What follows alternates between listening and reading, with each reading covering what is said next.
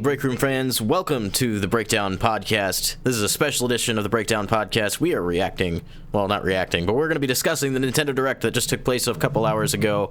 Lots of big news. If you look below me, you'll see the face of Paul Anderson. Howdy. Joining us from the boardroom. And if you look to my right, you'll see the face of Logan Welliver joining us live from the Break Room bedroom. Did you guys see the big announcement? We're going to talk about the big announcement.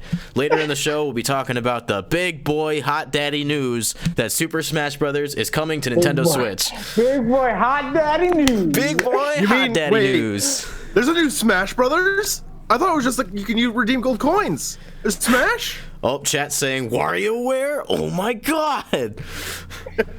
So we're actually going to go down the line, kind of just briefly mention each thing, talk a little bit more in depth about things that really stood out to us. So they opened the show with just a few announcements for Nintendo 3DS. This is not something that we had a lot of expectations for. My prediction from yesterday ended up not coming true. No Zelda for me. Sad face. However, they did announce that WarioWare Gold is coming to Nintendo 3DS, which features 300 micro games. So I'm assuming... That's not the Switch. It's not the Switch, so that's kind of frustrating. It's like another Mario Party Top 100 situation. They already had it in development, and they were like, "Oh crap, the Switch is doing really well." I would have wanted this one just more. Release it and we'll get to the Switch game. I definitely wanted this one more on Switch than I would have wanted Mario Party Top 100, because I'm a big fan of the WarioWare games. Top notch, and it looks like they're adding. Yes, sir. What's that? Did we get a WarioWare game on 3DS yet? I feel like this is something that would have happened by now, wouldn't it? Didn't it? You think? I don't think so, actually. That makes me a little less upset, but not much. But this is a combination of WarioWare Incorporated, WarioWare Touched, and WarioWare Twisted. Not Switch. So it's like a lot of like compilation titles, exactly, that we're getting. What was the other one? You're thinking of another. There's Game and Wario on Wii U. No. I'm talking about like top 100. Okay, so they're just like, okay, let's rehash all this content that we already have, and let's just put it into a new game, frame it in a different light, and we can call that content for the 3DS. Yeah, they're saying in the chat that we haven't had WarioWare for a long time. Yeah. My problem, it boils down to, I don't know. I can't remember if there was one on 3DS, but I felt like there was. I know for sure there wasn't one on Switch. So where do I want it? Yeah, there's on my 3DS. There's Game and Wario on Wii U, which has like a mode that's kind of like WarioWare, but it wasn't the full experience like we're getting here on 3DS. Unlike Mario Party Top 100, I'll probably actually pick this one up because those games are all very high quality. And WarioWare typically is more of a single-player experience anyway. If we get one on Switch, I'd kind of like to see a sequel to Mega Party games from the GameCube, and then do that instead. So I think this is a great announcement for 3DS. You mean Mega Micro games? Mega Party games on GameCube. Oh, okay. I didn't realize there was different versions. Okay. Yeah, Mega Party games has all. What's that? It was a nice little new surprise for the 3DS. Yeah, it's a pretty decent announcement. Following that up was Dylan's Dead Heat Breakers, which I guess is the third game in the Dylan's Rolling Western franchise. Is that the third game? There's Dylan's Rolling Western, Dylan's Rolling Western 2, and now this one, which seems to be like an action RPG / racing game. So this is kind of like the Steam World Dig heist of the Steam World Dig games, sort of. This is fine. Right. This game started on 3DS. It might as well, just keep playing out on 3DS. Is that a first-party game? I don't know. I think Dylan had a trophy in Smash Brothers. It might be a first party or at least second party. I'd say at this point, it's clear that he's just like Toyota. He just keeps on rolling and rolling. Yeah, this is a first-party game. I mean, regardless, like I said, he started on 3DS. Just keep putting them out on 3DS. I haven't played one of those games yet, so I can't really say for myself that this is something I'm missing out on. I know those first two games are pretty well received, so maybe one day it'd be nice to get it on Switch. But those games heavily use the touchscreen, so I can understand why maybe they didn't bring it here. Josiah in the chat saying second party. Okay. Well, I mean, it's published by Nintendo, though. Yeah. Joe's on top of it. So following that up is something I kind of expected to happen, which is another remake in the Mario & Luigi saga, which is Bowser's Inside Story. This? I did. After they remade Superstar Saga, I had a pretty good idea that this was going to happen. I didn't think it was going to happen here, but I had a feeling it would happen in the future. So it's again taking the assets from Mario & Luigi Dream Team, and now we have Mario & Luigi Bowser's Inside Story, which, if you ask me, is the second best in the series. So as far as remakes go, this was a great one to choose. It's probably the most unique of the bunch. If you haven't had an opportunity to play Bowser's Inside Story, this is a great way to do it, and I'd highly advise it. I see you waving your hand down there, Paul. I mean, I just picked up the re-release they did for Superstar Saga. Yeah. I don't know how, but I had never managed to play that, and so it's something I was looking forward to. I haven't had time to sit down with it yet. It's up there on like my list of games to play, but this is definitely like, I remember when this originally came out, and I really wanted to play it, and I never got around to it. So this is like, if there's anything I took away from this direct, it's that now is the time for so many of these games that I couldn't afford in the past.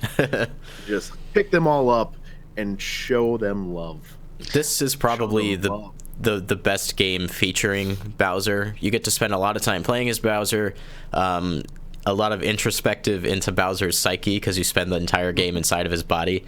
You play as Bowser on the top screen, you play as Mario and Luigi on the bottom screen, and you can switch back and forth between the two several times throughout the game.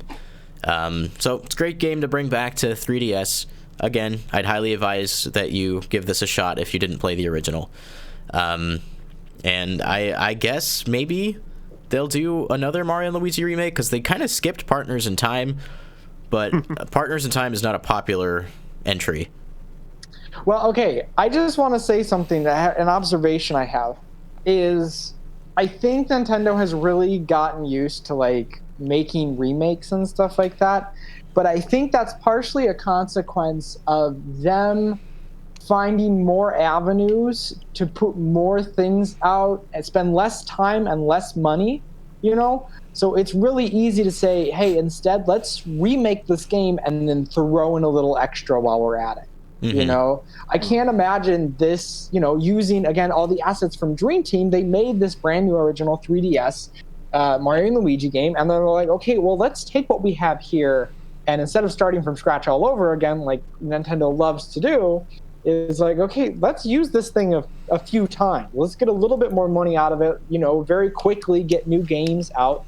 It's just a really good way of producing quality content. It lets, you know, people who have never played it, like Paul, experience it. And then obviously like me, because like I've never played Bowser's Inside Story. And the same is true for like other things. Like, oh, we made a remake of Ocarina of Time 3D because everybody freaking wanted that, so that's the reason we made it. But then all of a sudden, we essentially have built Majora's Mask. Yeah. You know? Yeah. And then here's Majora's Mask remake right after that, and everybody's clamoring for that. And so it's a good way of making use of what they've already created. I'm glad that they're using these assets for remakes instead of brand new entries, because, you know, they did Mario & Luigi Paper Jam, which was just kind of a shoehorn cash grab. Was not really a quality game. Mario & Luigi Dream Team is a fantastic game. One of my favorite entries in the Mario & Luigi series. So I was kind of, you know, I was like, all right, they're using the same assets. I guess that's fine if they're going to make another great game. But it turned out not to be a great game. So I like what they're doing here. They're going back and remaking the best entries in the Mario & Luigi series. And I think there's a possibility that they might be working on kind of a rehaul because the series is kind of tired. And they're dishing out these remakes in the meantime while we get to that point. Like kind of like they did with the two Zeldas on Wii U. That's what I would personally like to see. We see this more and more, that Nintendo is kind of taking other smaller like developers under their wing in a sense, you know, and they're kind of just buddy. They're not like buying them out, but they're like, hey, why don't you just make our games, you know? And everybody's like, we get to make Nintendo games? Like everybody flips. Who wouldn't want to work on a Mario game? And so the chat saying "Rip Paper Mario." By the way, I was actually I was going to mention even that. What happens if all of a sudden everybody's like, okay, where's that Paper Mario Thousand Year Door remake? And then they get some small developer to do it. They're really skilled at what they do. They get familiar with how the franchise is working, how to develop it, what they like from it, because they're playing it as they're developing it. They're playing the old game to get the feel from it. And then all of a sudden, they're ingrained. They know what it is. And now you can trust them because they understand. Yeah. And that it seems to be happening more and more, with smaller titles. Obviously, we get, Mario Tennis from Camelot. They've been doing Mario Tennis for a long while, and I think they're kind of getting back on track with it. Just a quick warning. My computer decided that it's at risk and it's updating stuff. So if I pop out, I'm sorry. Okay, well, I will pick back up with my phone if I have to, but okay. That shouldn't affect us, the stream, in any way, so don't worry about that.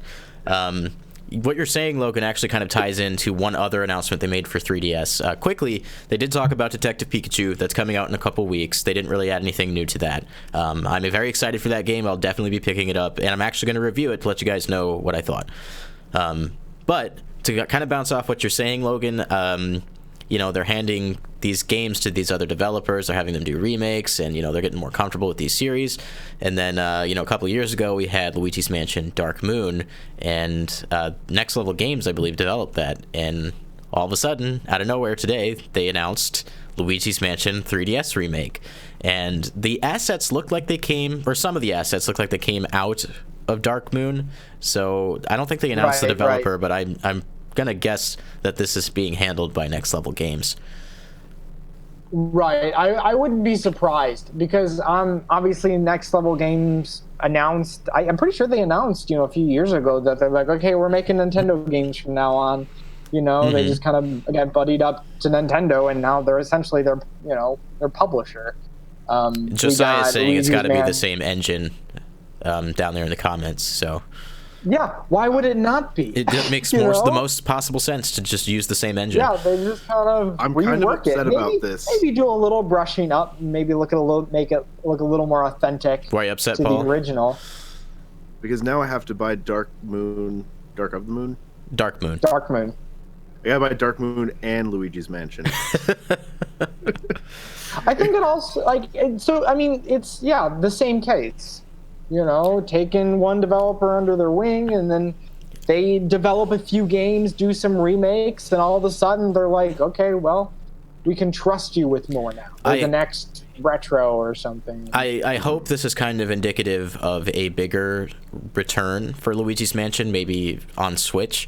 Maybe they're putting the time into this 3DS remake to kind of gauge more interest, refamiliarize people with the franchise before they go ahead and give us the next evolution in Luigi's Mansion, because I definitely want to see this series come back. I love the original. Didn't love Dark Moon quite as much, but still a great game. And They're trying to give me a chance to play them both. Yeah, and they've been doing that a lot recently with other things. So hopefully that means Luigi's Mansion comes back. And then we'll get Luigi's Mansion 3 on the Switch. Exactly. I honestly really like this trend of remakes, just because I get to experience all these games that I didn't get a chance to try the first time around, and I'm getting sort of an optimal experience with it. So I'm getting probably the best chance to take a ride through these. Journey through these games. Yeah. And thinking about it now, Luigi's Mansion came out in 2001. So almost 17 years ago now, Luigi's Mansion came out. Whew. Yeah. So, and I still haven't played it. What have I been doing for 17 years? Their target audience on 3DS was not born yet when Luigi's Mansion came out. So this just entirely makes sense.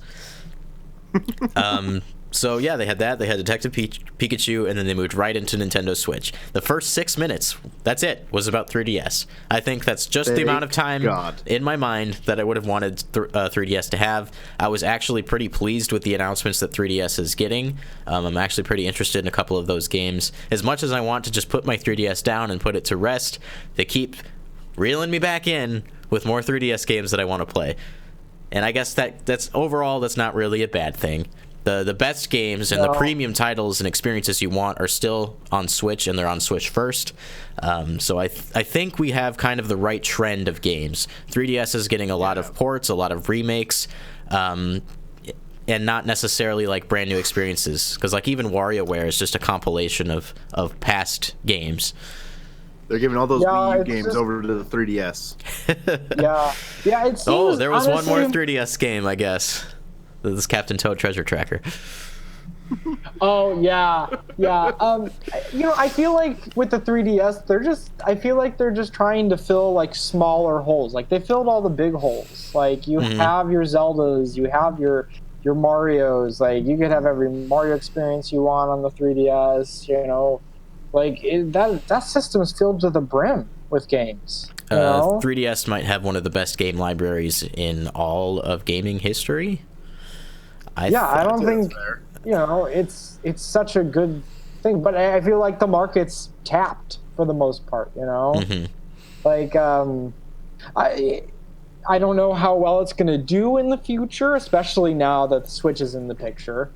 If Switch was out of the picture, it might still do pretty well for the next few years, but I think everybody's attention has really shifted because especially the space that the Switch occupies.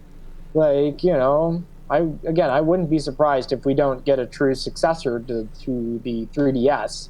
Or if we do, it's going to be the next Switch where it's really just going to merge that. It's like, okay, what do we like out of the 3DS? What are the advantages? And how can we mix those and intertwine those more? Because point the technology out is just going to get better. That Bowser's Inside Story is slated for 2019. Yes. So 3DS has got a while yet. They're not ready quite yet to close the curtain on that. No, I mean you still have a huge install base, and that's enough to sell, millions of games even now. Yeah, I do think 2019 is kind of pushing it, but it is just a remake, so we'll see what happens. I'm surprised that they announced it this early in March for a 3DS remake. I think they really maybe it's that message of we're still supporting the 3DS. So hey, look, there's even a bigger game coming out in 2019. Like, so go ahead, buy your 2DSs. There's still games coming out. Well, that's pretty much all they had to say about 3DS. We did hear from the game Sushi Striker that's still coming to 3DS. We now know it's also coming to Switch. Shifting gears into Nintendo Switch, they kind of opened the discussion for Switch with a little bit of an announcement on Kirby. Kirby's friends, DDD, Meta Knight, and Bandana D will be in the game as playable characters. I think that was a pretty safe bet from the get-go. That's nice to see. They were in Return to Dreamland. The cool thing is they're doing free DLC updates and adding more side characters, like the 3 animal sidekicks from Kirby's Dream Land 2, which is one of my favorite Game Boy games. On top of that, they're adding Marks from Superstar and Gooey from Dreamland 3. This is a great incentive, and this free DLC pack comes out like 12 days after launch. I think that's pretty cool. They didn't really go much further into detail about what other things they're going to be adding, but Nintendo does seem to have this trend of freely supporting their games post-launch, and I'm really liking where that's going. We're getting that with... It's a good model. Yeah. It's a good model. It is like unanimously everybody's like, I'm okay with this. This is great. And then when they do the paid DLC, it's like $20 and everybody's like, sure, I'll pay another $20, Like, so we end up spending, consistently $80 on these games because they just keep feeding it to us. Elizabeth, not unreasonable. Chaos Control in the comments is saying that 2020 would be a good place to pull the plug on 3DS. I think I'm inclined to agree. I would like it maybe a little bit earlier than that. Just as long as 3DS is not getting those like AAA experiences that we're hoping will be on the Switch in the end. Yeah. So yeah, if it's gonna be on the 3DS, like make it for the 3DS. Right. Like, give us a reason to actually play it on the 3DS as opposed to our Switch. So there were a lot of ports and third-party games announced for this Direct. I was under the impression this would be more of a focus on just a couple first-party games because of that mini Direct that we had last month. With there being so many like third-party games announced during that Direct, I was shocked at how many third-party games were announced in this Direct. I think it was a very brilliant move. Yeah. It's getting to a point where like they need to hype up the next set of third-party games. Like, we know Dark Souls coming, they talked about that a little bit, but a lot of the other third-party games they talked about caught my attention. We got Okami It HDs put them on the way. on my radar. That is one that I was already like thinking about purchasing. Now that I know it's coming to Switch, it's certain that I'm buying it. I'm kind of in the That same was boat. like an absolute way to sell it. I've never played Okami. I was thinking about picking it up on PS4. Now that I know it's coming to Switch, that'll definitely be the place that I pick it up for. So It works. great job for bringing Okami to Nintendo Switch. We had it on Wii, so it just makes sense that we have it here. Josiah says that's- Okami on every platform. That's a game like I've always wanted to go and play, but I've never had like enough of a reason to go and play it. Like, I've never had like a console or a computer that could play it. I mean, obviously it came out on, when did it come out? It came out on like, is it PS2? It came out on the PS2. Okay, and then it was ported to the Wii. Yep. Am I correct? Yeah. Yeah. And so I mean, I had a Wii, but I didn't know friggin' all these games when I was, you know. I remember Wii hearing a era. lot of I hubbub wasn't- for Okami when it first came out on Wii, and back then I thought it was an original title for Wii. I'd never heard of it before that point. Right. It's But no, always, I'm- like, it has that art style, and I've always been intrigued by it. So I'm very excited that we're getting some of these ports. Like, I'm excited for ports. Just again, I think like I hear it again and again and again. Everybody's just like, put everything on the Switch. Like, I'll just put buy it it on the the second Switch because time. I want to play my games literally anywhere if I want. You know. In the That's chat, the they're whole saying thing. they're saying that this is the best Zelda game ever. They're also saying that the Wii version of Okami was not very good. I don't think that'll reflect in the Switch version, though I do believe that they announced that some of those motion controls would be coming back. Yes, they did. Regardless, I'm excited that Okami is coming to Nintendo Switch. I'll definitely be looking out for that. Right after that, they announced... Well, I guess it's not a new announcement, but they talked about Sushi Striker, this vaporware game from E3 last year. They announced it for 3DS, and we just kind of never heard from it again. And we now know why. It's because they ported it to Switch, and they're releasing it to Switch and 3DS on the same day. Let's see, on June 8th, it looks like. I really had zero interest in this game before now. I was kind of impressed with like the anime cutscenes and that art style from the trailer we saw. I'm not exactly interested in the gameplay. I'm not super into kind of that tile-based puzzle game genre. Logan, I think you have a bit more of a fondness for that than I do. What was your take on this? I do. Actually, that was the funny thing, is because I think I was aware of this game's existence.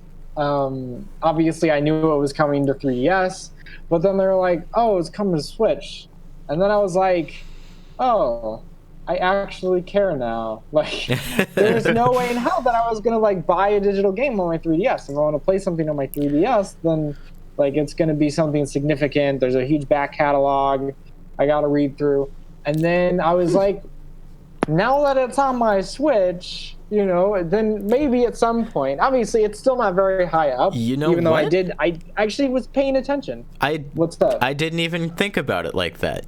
You know, I thought I was more interested because I saw some of the art style, but no, it's because it's going to be on Switch and not just 3DS. It's because it's going to be on Switch.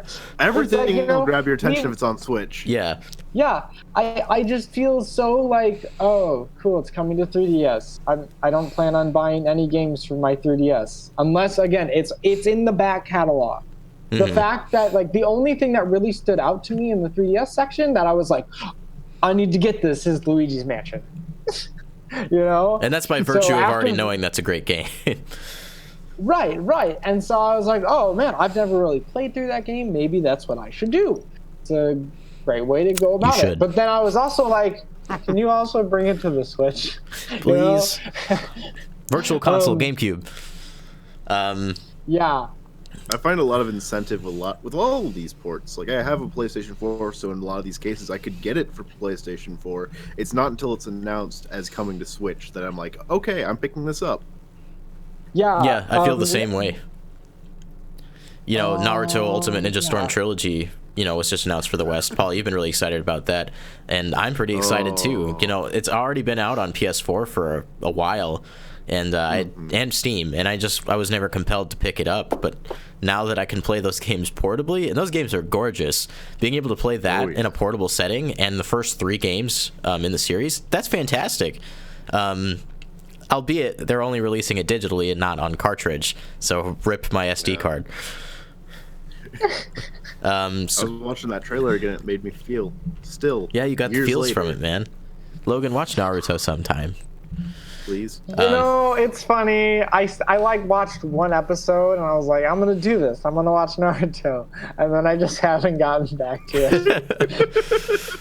it. To be fair, it takes a few episodes to kind of to get a hold on done it. that with part 2 Yeah. for like years. and then I also knew that it was just gonna be super long, but I digress. So, kind of moving forward, they talked a little bit more about Octopath Traveler, which is a Square Enix RPG, and they talked about some of the extra roles that we'll be able to play. I'm really like into this game. I played the I demo. am so into Yeah. this game. I thought it like, was released already. Nope, it's not there yet. I don't know why I thought that, but I was So- like surprised when they started talking about it again. I love the care that is going into this game. Like you can just feel it. There's a right? conversation taking place between the consumer and the developer. Right. So it's funny because they use very familiar, like feeling, sprites. Like obviously it's Square Enix, so you got all of their JRPGs, going back to whenever they friggin' started, right? It kind of echoes And- like Final Fantasy and Chrono Trigger visually. Right. But then it's set in this like more 3D environment. It's still like low poly though, So it feels like it's just a really interesting juxtaposition of like art and technology as well. There's some very realistic lighting. It's also like fully voice acted for cutscenes. Yeah, it's like it feels so robust, but having such a simple looking system, like I imagine that like here we're just gonna make it look really pretty, but then we don't have to spend all our time trying to make like facial animations look believable, and they can just focus on making a really in-depth experience. And I think that's what we're getting, especially after this one. It's like okay, they gave us the demo with the 2 characters. Oh, here's 2 more. We know there's gonna be like 8. And then you can play through this game with 8 different characters. Yeah, and it just like vastly changes the experience because each has their own story and their own powers. Yeah, it's like essentially like 8 smaller games, but all the stories are. I imagine they'll interweave, and they're all just be. Yeah, but I'm so excited, and I think like the battle system is super good. It just feels right. It feels just. I'm glad that the developer is like taking some care into some of the problems that some of the consumers have been having since the demo launched. I'm not like a big turn-based RPG kind of guy. I like playing them, but often they're just too hard, a little too complex for me, and I don't want to put that much time, into learning the systems. And it sounds like they're going to dial back the difficulty and have some more approachable like options for players like me, and that's making me more enticed to pick the game up because I want to experience these stories, experience that world, just at my own pace. No, I agree. Having those options, if you just want to enjoy yourself, and I think the story, I feel like the story is going to end up being really, really a big focus of the game. So it's going to be just a fantastic game, and man, it's an interesting way to go about narrative. And I think that's one of the big things they're doing with this game is they're just like, number one, what's our number one priority? And it feels like it's going to end up being the narrative. And that's going to make or break this game. just the experience I had from playing the demo, the narrative is already very strong. Learning the backstories of these characters are like really cool. I played as the dancer, and just the whole dancer's like backstory was really cool, really awesome, very in depth, and a little darker than you would have initially thought. So I definitely agree with you. I do think that the story is going to be a major part in that game.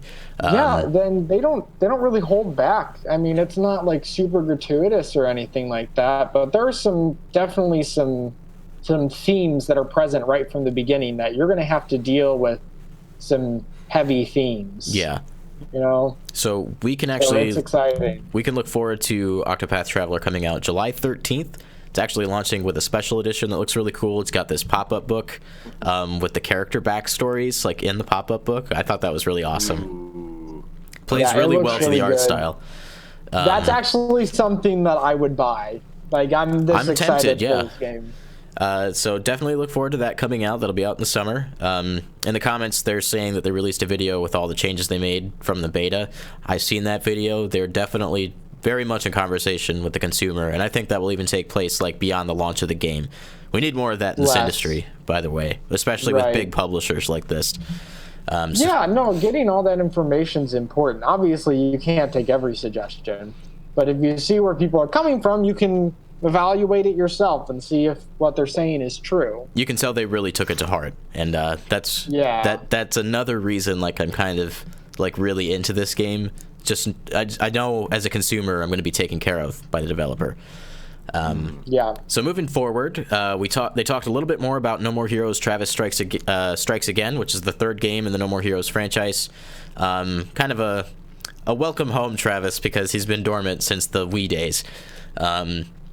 Let's see. So this game is going to take place in a video game. So it's a little meta in that way. Apparently, there's going to be 7 different video games that Travis can travel to, and like the gameplay, I guess, kind of responds, and the level design is different because of that.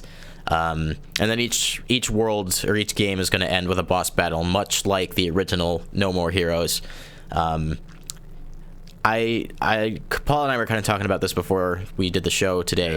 Yeah. We kind of wish that they did like a re-release of No More Heroes 1 and 2, because right now really the only way to go back and play those is back on the Wii. I kind of want to know a little bit more about Travis Touchdown before I just jump into the third game. I don't know like how important the story really is as much as just the gameplay and the wackiness of it all. But regardless, I do think I'll probably end up picking this up just because I'm interested and intrigued. And I've played a little bit of the first game, and the little bit that I played was really fun. Definitely inappropriate. Don't buy this for your kids. But just it's a really good time, so I'd highly advise you keep your eyes on this as it comes out. I think they should buy it for their kids. It's a learning experience. Not in the way that I would hope. So they talked a little bit more about Dark Souls Remastered. We already knew this was coming. The 2 big things to take away from Dark Souls is there's going to be a network test, which is awesome. It gives you a chance to kind of experience the game before it comes out. And then I really appreciate that. Yeah, Nintendo's been really great about that, especially in this generation, giving us the opportunity to experience these games before they come out, and really decide beforehand if we want to get involved and play. But the biggest thing, well, it's not really the biggest, but the best thing from this whole thing is the Praise the Sun amiibo. I absolutely love it, and the only purpose it has is to let you do the gesture. That's it. It's just a. But it's a collectible. Yeah, and it's hilarious. They're treating the amiibo as they should be. It's like it's a collectible. You put it in, it looks nice, and then hey, it has the added function of responding to these games in different ways. They're toys. Yeah. I wish more amiibos would get new poses and gestures. Yeah. Just imagine like tapping the Bayonetta amiibo. This is a family show. They're saying the amiibo's so dumb, I love it. And there's again added mention, Paul, of you being the star of the show and teaching the secrets of Kama Sutra. so don't know what's going on there. But moving on. I think I need an adult. You are an adult. Moving on. They kind of stopped for a second to remind us about the gold coin exchange. We'll probably get into that a little bit more during the official podcast episode, which will be airing on Saturday at 1 p.m. Central Time. Tune in for that. I thought, actually, I have a lot of thoughts about just this moment, right? So, besides all the stuff, I think, have we discussed the gold coins yet? No, but we're doing that, in the next show. Right. Okay, but besides all that, it's just, one of the most uninteresting things that has happened lately. And it's okay, we got to announce it so people know, but it was almost like a stopgap. I saw the end of the news, right? And I kind of had a mini heart attack, and I was like, no, there's no way it could be over right now, right? You're like, no way. And so they kind of you kind of do this double take. You're like, what? No, what? And then all of a sudden he's like, here's this useless piece of news. Well, useless to us. And then they go back into it. And it's like, okay, these ones it's picking up speed, after they announced they did the Mario Tennis Aces, which is what the expected, essentially their expected hurrah. Mm-hmm. Because they kind of hey, we're talking about Mario Tennis Aces, and then we do the rest of it. And that's the real meat, which that certainly was the case. Though I do think they kind of did that, not necessarily to troll us, but to even drop our expectations lower than they may have already been. No, and that's what I'm saying. It really played to the strength of this direct. It fakes you out. Yeah. They need to do more of that because it's really fun. They definitely love the interaction with the fans based on the lead up to the mini direct from last time with the Chibi Robo tweet that they posted.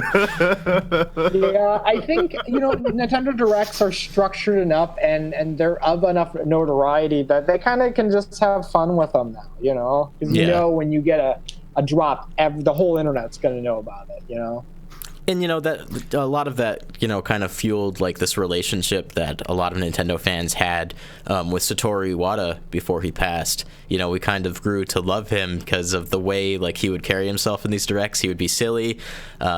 We heard a lot of "please understand," and we really grew to like him. I'm starting to feel that way about Koizumi, not as much as Iwata because we haven't seen him as much yet. Right, but Splatoon guy. Splatoon 2. He killed me. So I'm really happy with the way Nintendo's kind of handling their presence and their interactions with fans recently. It's been a lot of fun. So speaking of Mario Tennis Aces, this is the part of the direct where they just kind of went full frontal on Mario Tennis and gave us kind of the lowdown on that game. They focused a lot on the gameplay, which is not something I was expecting. I was not expecting the gameplay to change this much. It makes so much sense, though. Yeah. It makes so much sense. After the last few Mario Tennis games, it's why am I going back to it? And then, Ultra Smash didn't get great reviews. It was very bare bones. And then, so it's okay, well, we have to do something good for this next one. We have to really kick ourselves in the butt and do something and make some compelling gameplay. And here's the gameplay, and all of a sudden, I was like, I think you got me. This game is going to be on my list. Because I freaking love tennis games. Right out of the gate. When they just said 15 playable characters, because that seems like a small number to me. They said more than 15. Okay. I was going to say, that caught me off guard for a second, and I kind of stuck on that, and then they started talking about gameplay, and I just completely forgot that was the number they threw out. But Paul, one of the playable characters is a Chain Chomp. That's all we needed. Game, one of the characters is Waluigi. Do they show every character in the game?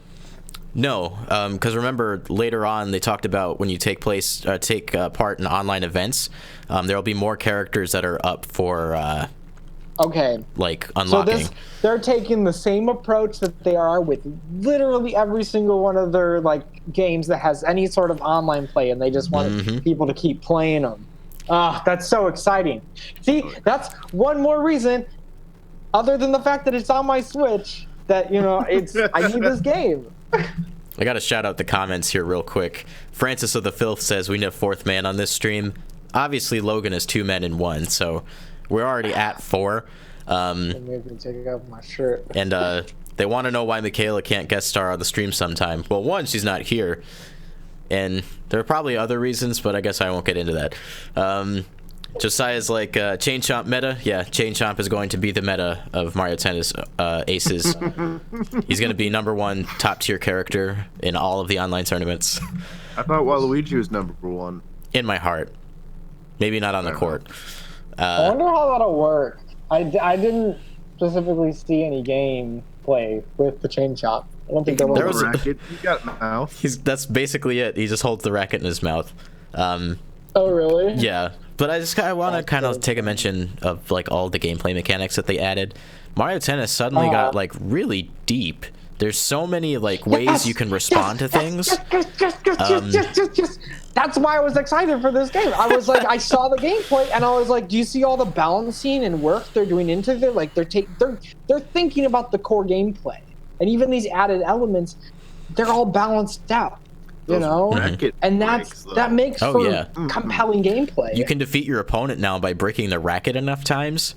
You have like an expendable number of rackets when you go into play. I think that's really cool. Just added a new way to play the game that we didn't know before. It's so much better than having Mega Mushrooms. It makes so much more sense. You don't have to use these. You can. They still have like the basic gameplay mode available. Traditional Mario Tennis is still there and still available. Yeah. I love that you can do both. Yeah, we need a little bit more of that, like in the gaming world, especially with stuff like Mario Party. Can't we just have the car mode and then the we all move mode? Mario Tennis is taking the right approach. Definitely looking forward to that game coming out. They're going to do a one-on-one, like worldwide online tournament, kind of in the vein of like a global test punch or test fire. So once again, Nintendo's giving the opportunity to try the game out, see if you like it before you pick it up. And they're doing like a really cool event with it too. So I'm very excited for that to come out. I think Mario Tennis Aces is slated for June 22nd. The online modes are there. You can play with your friends online this time. Oh my god. But can you chat with them? We don't talk about that on this show. Well, we definitely don't talk about it in the party chat, you know? Yeah, you're right about that. So very excited for Mario Tennis Aces. Definitely looking forward to that. Paul, you got one of your predictions yesterday right. A first-party Wii U port is coming to Nintendo Switch. To the person in the chat saying we need a Twitch, we do have a Twitch, and we're streaming live to it at the same time as we are on YouTube. So go follow us over there. I love that my joke prediction this morning also came true with that we'd get a Wii U port specifically to the 3DS. We got it! Both. Same game. 2 in 1. We all knew they had more ports coming. Yeah. Like, you saw all the ports that were already coming, and it's like, okay, when's the next port? There's still more ports on the way, I'm sure of it. No, what's happening in the comments right now. God, oh my goodness. They probably ported like every Wii U game at this point. They're like, oh crap, they're on to us. It's like the Wii U literally doesn't have any exclusive games at a certain point. It's like, yeah, it's just Nintendo Land. I'm honestly surprised about the 3D version of this game, though. Like, it makes sense. It just wasn't something I was expecting them to do. Like, we're still porting those Wii U games to the 3DS. I think this game made a lot of sense to be put on the 3DS. Oh, definitely. The Wii U did have some touchscreen integration for Captain Toad Treasure Tracker, and now when playing that on Switch in docked mode, you're not going to have that. So this just kind of makes sense. They're adding Super Mario Odyssey themed levels to the game, so there's a bit of an added value for returning players such as myself. So I'll probably end up trading in my Wii U version of the game for the Switch version if I end up wanting to pick that up. And if you haven't played Treasure Tracker, you know, looks can be deceiving. That is a really solid game with a lot of content. There's a lot going on in that game. Definitely check it out. There's more than meets the eye. I can echo that. Let's see. Someone posted your old address in the chat, Paul. Okay. Don't know what's going on in there. Someone's being creepy. So a large part of the internet was probably pretty excited about this. Undertale is coming to Nintendo Switch eventually. On a scale of 1 to I'll buy it a second time, I'll buy it a third time if I have to. It's been in my Steam library for a long time. Hopefully now it's on Switch, you'll actually play it. That's what I'm saying. This is probably I'll probably end up just waiting for it to come out on Switch and play it then. I'm gonna play it again. This is a good, popular game to have on Switch, so it's good on them for bringing that over. We got Minecraft, Stardew Valley, and now we got Undertale. We need to keep those kinds of ports coming. It's really fueling the library and just giving us all kinds of possible experiences on the Switch. Some people in the chat are very excited about Undertale. As they should be. Yeah. Yeah, I mean, obviously it's not like a huge game, and how many copies is it going to sell on the Switch alone, you know? I played a little bit. I've gotten pretty far into the game, but I've never actually finished it. So I don't, maybe I'll buy it again. Oh, you guys are killing me. Sorry, Paul. It'll happen. Don't worry. I just love it so much. Yeah, a lot of excitement for Undertale in the chat, so obviously it was a good idea. Oh, yeah. We had one person in the chat say Undertale is a huge get, and then they had to say, sorry, Undertale in caps, because it's capitalized title. Outside of Undertale, we got Crash Insane Trilogies coming to the Switch on July 10th. This is also, I would argue, is another good get. Not as big as Undertale, but this is a great collection. Originally released on PS4. It was a timed exclusive. Now it's coming to Nintendo Switch. This is another good example of, like, games that I was probably going to get eventually for my PlayStation 4. Now that it's on Switch, I'm getting it. Yeah, that seems to be the deciding factor for me in a lot of cases. That was the theme for this. Oh, I guess I'm buying this game now since it's on Switch. Really, it's the portability of the Switch, just the ease of use of the system that really just sells these games even harder than, they sell themselves, which is really saying something. A lot of these games are thriving on the eShop. Bayonetta is in the top sellers list. Bayonetta, and that game just did not get any attention on Wii U, so that's very exciting. I think it's the Wii U's fault there. Well, Bayonetta also didn't really have a huge audience even before that. Well, I'm glad to see we're fixing that. Yeah. Thank you, Smash Bros. It's funny because, again, the portability of the Switch as well is like, I find myself buying digital games more often just because I know I can pick it up and I can bring it with me. Yeah. And so, just having a bunch of smaller games on my Switch at any time and not having to, when I bring my PS4 anywhere, it's like I can just buy physical copies of games, because I'm not going anywhere. If I am, I'm throwing it all in a backpack so I can bring a lot of things with me, where the Switch is like, I just want to bring my Switch. And so it's no wonder that some of these smaller, downloadable indie titles do so well on the Switch, just given the fact that it's portable and people want to download games as opposed to just buying a bunch of physical cartridges or discs. Yeah. Just a couple more third-party games that are coming. We got Little Nightmares Complete Edition with all the DLCs coming to Switch. That's another case of a game that I wanted to pick up on Steam, just never really, I wasn't ever enticed just enough to pull the trigger. But now it's coming out on Switch, and now I really want it. We also have South Park, The Fractured But Whole coming to Switch, which is a really great addition to Switch. Don't buy that for your kids. We're not getting the first game, which I think is kind of disappointing, and we are not getting any of the DLC. You do have to purchase that separately. That's kind of disappointing, but just the sheer fact that it's on the system is really exciting. Logan, what is going on over there, man? I went on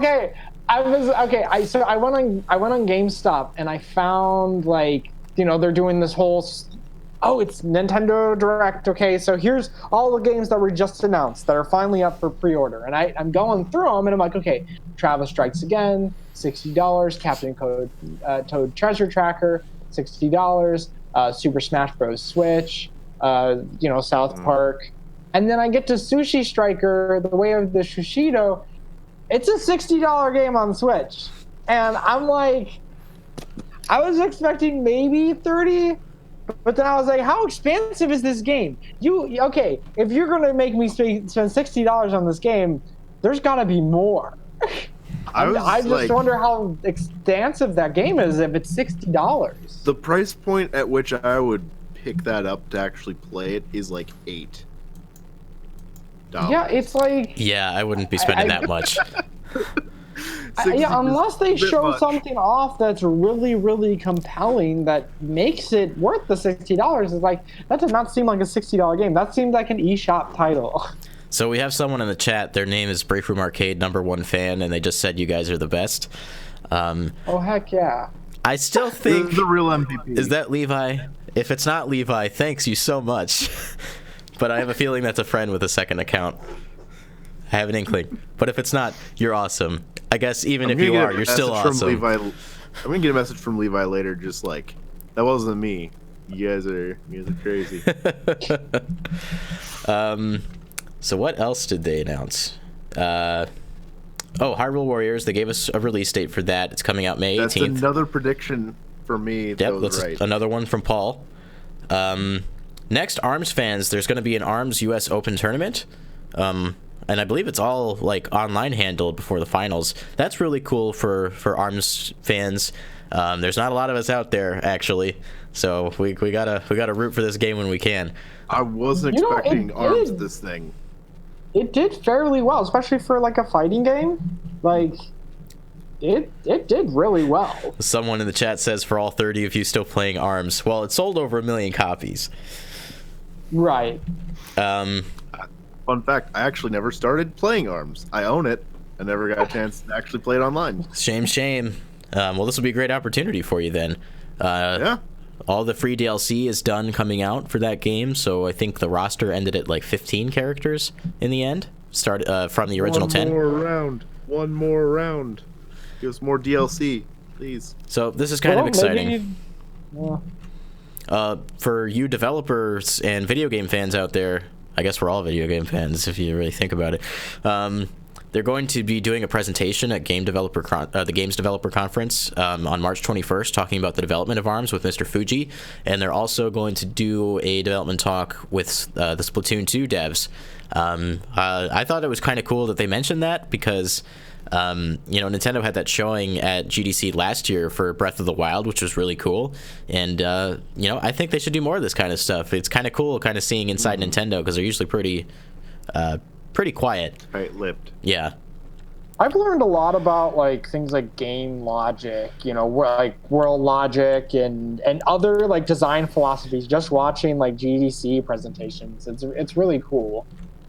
Oh, I'm supposed to wave at Grandma A. I'm waving right now. And Break Room Arcade #1 fan says that they'll subscribe if Paul does a backflip on screen. That person just wants me to die. No, we can make that happen. Now the question is, they didn't specify, so we could definitely get something representative of Paul, whether it be an image or a green screen video, and we could edit a video to make him flip on screen. So can I animate it? Can I just draw it? Please do. Yeah. Either way, as long as there's some sort of image of Paul doing a backflip, it's all good. Brand new gaming table down there that I really don't want broken. We'll cut out my face. We'll put it on a stick figure, and you can animate that doing a backflip. There we go. That'll work. They're saying in the chat to definitely watch GDC, and that GDC is good. Yeah, I'll definitely be checking that out. Because Splatoon and ARMS, brand new IP. Definitely want to know more about those. I want to know more about those, yeah. Speaking of Splatoon 2, now this is one of the predictions I got right. So Splatoon 2 got some DLC, 100 more new pieces of gear. What else did they add? So 3 new stages are coming. One of them is, let's see. There's that Piranha one. Camp Triggerfish is coming, and then there's Wahoo Park, which is like an amusement park stage. Yes. Definitely excited for those. That'll probably take us to the last 3-ish months of Splatoon 2 DLC for our 1-year free DLC. But on top of that, and this is the exciting stuff, they announced that we're getting premium DLC, paid DLC for Splatoon 2 called the Octo expansion. This is something Splatoon fans have been waiting for a long time. We're going to get the ability to play as the Octolings, which is something we've been waiting for since Splatoon 1. That's how long. But the best thing about this entire like paid DLC experience is that they're framing it around a brand new story mode with single player stages. I heard 80 dropped in the direct. 80 stages. Yeah. And if you beat all those, you can unlock the Octo Link. But the best thing like about this is that they're expanding the lore, expanding the story and the world of Splatoon, something that I'm already extremely invested in just from the little bit that they gave us. We're getting a lot more on Captain Cuttlefish and Callie and Marie, and the new Squid Sisters, which had no part in the story, are actually in this story. So I can't wait to see where they go with this. It looks really, really exciting. I think, Logan, you said at the beginning of this that, like, the nice thing about Nintendo is they deliver a complete product, and then usually they keep adding to it. Occasionally they'll have the premium content, but it's usually only $20. This is one of those cases where, like, they gave us a really complete game. They kept adding to it, and, like, right now it's just such an amazing game. And now to, like, for only $20 for this expansion, like, I feel like that's such a great deal. Like, when Nintendo brings premium DLC, it is usually well worth the $20 that you're investing. Oh, absolutely. Absolutely. No, okay. Actually, there's obviously I love Splatoon. I love Splatoon. And just saying more about like just their DLC model and in general with that Nintendo has taken, you know, in recent years. It's such a labor of love too. So with any project, you have to decide where you're finished, right? But as creators, you never actually want to be finished. You want to be able to just like, keep working on things and making them better and better and better. And so I think that's, you know, the case with a lot of these Nintendo games. It's like they make decisions. They're like, this is when it'll be a complete experience. It'll done all these things we want. And also, it'll keep us under budget, right? We expect to sell this many. We can only make this much back. Here's our budget. And so we have to respect that limitation. But then it's like, okay, let's get that out. But then we know this game is going to sell well. And if it does sell well, and we're sure about that, well, we're going to keep making content. And all of a sudden, we get paid DLC. So it's a much different DLC philosophy than a lot of other companies take, where they're like, here's a lot of extra content that's just locked behind, you know, you not spending an extra $20 right off the bat. Yeah. You know, and it's trying to monetize everything off the beginning instead of making a great product and monetizing the success of that product. I really want to kind of mention the chat here real quick. Octo means 8, 80 stages, 2018, $80. yeah, I can see it. I mean, he made the little 8 with his body, so it makes sense. And I don't know about guest starring Grandma A on the stream. Break Room fan, you are an interesting individual, I'll tell you that. I'm very excited for this DLC. It comes out in the summer. Basically right at the end of the freemium DLC that we're getting for Splatoon 2. This is going to extend the life of the game quite a bit. 80 stages, though, I still can't get over that. That's well over the length of the actual story in Splatoon 2. And speaking of story in Splatoon 2, I gotta go on a mini rant here. It's really bad. Didn't do a lot. There are some cool concepts and cool ideas in some of the stages, but they never really delve deep into the lore. You know, spoiler alert, you save Callie at the end of the game, but then she's just kind of not there anymore for some reason. No epilogue for me. And some of the boss fights were a little disappointing, especially the final boss. I feel as though this story mode that we're getting is basically the story mode we were supposed to have in the first place. So I'm happy to have it now. I'm happy with Splatoon where it is as a game. This is only making it better. I'm excited to play as an Octoling. How much you want to bet the last Splatfest for Splatoon 2 is going to be Inklings versus Octolings? And that it will lead into the story of Splatoon 3. Yeah. Okay, so I went on here to find out how much... There was only 5 sectors in like the game, right, for single player, and then that includes 27 regular stages and then 5 boss stages. So that's only a total of like 32 stages, and we're getting 80 more, and then the hub world is infinitely more like interesting and integrated it's like into in a subway. what Splatoon is.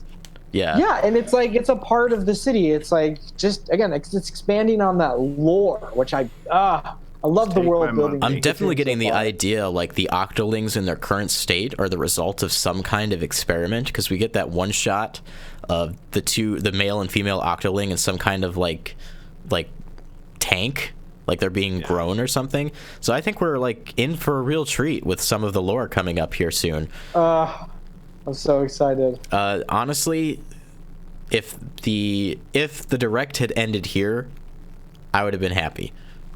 Same here. I was already willing to like just let Nintendo have my identity in exchange for these games. I got the envelope out, I put my social security card in there, and I was give me these games, please. Breakroom fan wants to know if they can guest star on the stream, but Paul is already #1 Breakroom fan, and he's in the show already, so I don't know, man. Any other things about Splatoon 2 before we move on? Good game. Yeah, I'm excited for more Splatoon. I've put wait. numerous hours into Splatoon 2 as it is, and I would love to put 100 more in, you know? I have to quickly mention how fantastic the song was in that trailer. Like the new music coming to Splatoon is kind of like a new style, and I was really digging it. In fact, I was seeing on Twitter that if you remember, you see Pearl and Marina on the subway train, and they're kind of wearing different outfits. Someone pointed out on Twitter that Pearl is dressed like Biggie, and Marina is dressed like Tupac. Actually, just wait a minute. If I have anything disappointing me in this direct, it's that song ended. It was really fantastic. Yeah, I definitely wanted to keep hearing that. Remix. Yeah, I'll send you a link to it later, Logan, if I can find the tweet again. Okay. But yeah, really interesting reference, but it really fit the vibe that they were going for with that. And oh my gosh, the character designs on that subway train, like new types of fish that we haven't seen in Splatoon before. They're just occupying the city. We had no idea that they really existed. So they're really expanding the world in lots of ways, and I'm absolutely excited to see where it goes. Yeah, I wonder how this will change our views about like the Inklings. You know what I mean? Yeah. Are they the millennials that we all claim to hate? Are they the that we all claim to hate? The oppressive like first class that just pushes all the other species down into the slums, you know? Oh man, we're getting into politics in Splatoon 2 DLC. Time for Smash Bros. It really is, though. So the stream was going to end. The Nintendo Direct was going to end. Koizumi was talking to the Squid Research Lab guy, whose name I can't remember, but I love him because he makes the best poses. The 8, the 2, or I guess this way for you guys. And he's like, oh, wait, we actually have one more thing. We've all heard this one more thing before. In a previous Nintendo Direct, the one more thing was Kirby Planet Robobot. And I was like, okay. And I think in other Nintendo Directs, the one more thing was just like something unexciting. This one more thing was much bigger than that. So the trailer opens with squid ink from Splatoon getting poured onto this white background, much like the original Splatoon trailer from E3 of 2014 or 15, before that game came out. And then you see an inkling swimming through, and then it jumps out, and you're like, wait a minute. This is a graphical style I haven't seen before. What is this nonsense? And then it's like a really super action-packed trailer. At this point, I knew what it was, and I was freaking out to Logan. But eventually, one of the inklings stops. The stage becomes dark. She turns around, and there's this little glimmer in her eye. And the camera zooms in. You definitely start screaming. You start screaming at this point. But you see this glimmer in her eye, and then you can see the image of the Smash symbol forming out of fire. And then this big silhouette of all of these characters standing, waiting for the Inklings to join them in the fray, including Breath of the Wild Link, which is awesome. And Still screaming. then it says Super Smash Brothers with a brand new logo that we've never seen before. 2018. Super Smash Brothers 2018 introducing Inklings and Breath of the Wild Link. Whoa! Slow down. Dude, they did everything right. They did everything right for this trailer. Like, this is exactly the tease we needed, you know? Oh my It's gosh. happening. That's all you're getting. Okay, take my money. Remember all the Nintendo Directs where we would watch, and somewhere either in the middle or at the end, you'd get that little shing, and you'd see the flames of the Smash symbol appear, and then we'd zoom in, and the trailer would start.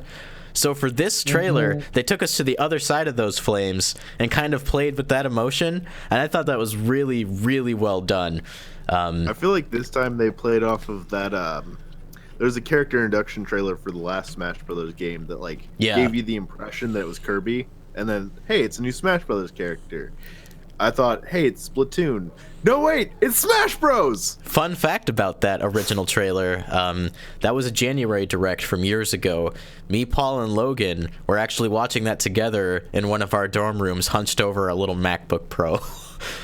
And we were collectively freaking out over the fact that it was a Smash Bros. Trailer. Let's go back to college. Yeah. I am unbelievably excited for Smash on Switch. And they knocked out the #1 character desire that I wanted out of the next Smash Brothers, and that was the Inklings. And they just got it right out of the way. They said, Inklings are in Smash. If you want to know how they can beat that 2017 year for Switch, this is how you do it. This is exactly how you follow up the 2017 year for the Switch. Well, yeah, and here's the thing. I was like, there's no way that you can beat 2017 for Switch. There is no lineup for any console ever that could compete with what that first year for the Switch was. You know? Because you get one of the best Zeldas and the best Marios ever made on the same console in the same year, months apart, and you just can't compete. All you can hope for is can we almost get there? And again, if you're gonna almost get there, you announce Smash Bros. Well, here's the thing. And that itself can almost make up the difference. We got Mario and Zelda in the first year. We're also getting Mario and Zelda and every other character in this year. Yeah. They're all there. So, I mean, this is the perfect year, guys. We had Splatoon 2 in 2017. So 2017 was like, hey, we got Mario, we got Zelda, we got Splatoon 2. Well, now 2018 comes around and they're like, well, why not we give you more Splatoon 2? And also, here's every other character from Nintendo's history. Man. So we can't continue this discussion without first addressing the question, is this a port or is this Super Smash Bros. 5? This is Super Smash Bros. 5. I agree. I think it's a foregone. Oh, did we lose Logan? Is Smash Bros. For Wii U in development? We lost you for a bit there, Logan. What would you say? Oh no. You guys still there? Yeah, we're here. Yeah. Are you still I don't here? think he can be. I don't think he can hear us. Josiah in the chat says he'll be Logan. Hi, I'm Logan. I like Splatoon. Oh. Uh-oh. Yeah, there he goes. Oh, we lost him completely. Now we're at the breaking room arcade. Here we go. Logan, you with us? Yeah, I'm back. Okay. Go ahead. What were you saying? I actually, where did I cut off at? I don't know. I didn't hear anything you said. Yeah. Oh yeah. When was? How long was Smash Bros. For Wii U and 3DS in development? It was announced in the Direct of 2013, I think. 2012 or 2013. It was announced really early. And then we didn't actually get to see it until, I want to say a year later. Maybe even 2 years. I can't remember, but it was a long wait. Oh, okay. So here's what I see. Development only officially began following the completion of the series creators Masahiro Sakurai's other project, Kid Icarus Uprising. So that was in March of 2012. And then Smash Bros. For and then this was released in 2014. Yeah. So technically, it only had the development cycle wasn't gratuitous. So I think Melee only was in development for like 11 months, I think. Yeah. It's not long cycles. Sakurai knows how it's done. So if they got to work on the new game right afterwards, dude, they had way more than enough time at this point. More than enough time. So yeah, I totally. This is definitely a new game. This is not a port. I mean, we did have DLC come out for Smash for Wii U through like the end of 2015. Right, but is the whole team going to be working on DLC? No, and well, Sakurai didn't say he was working on his next project until that last DLC pack came out. Right. Then again, that's still a lot of time. I feel like if this was going to be a port, they would have probably like branded it more as a port. Yeah, they would have just said, "Hey, this is a port." Not. I don't think we would have had a different logo either. In my mind, no doubt in my mind, this is a new game, and I can't wait. To be honest, one of the most exciting things about Smash for Switch is the fact that it's being developed for one system. Oh yeah. Yes. Yes. And like this is again, Smash is always huge. Like between the 3DS and the Wii U, like they sold like over 14 million copies. That is not an insignificant number. And then, you want to talk about like Brawl on the Wii, and that's subjectively the game that people are like, it's kind of a black sheep in a lot of ways, It's a great game, but it doesn't live up to the hype of Melee, and then this game just surpassed both of those games in my opinion.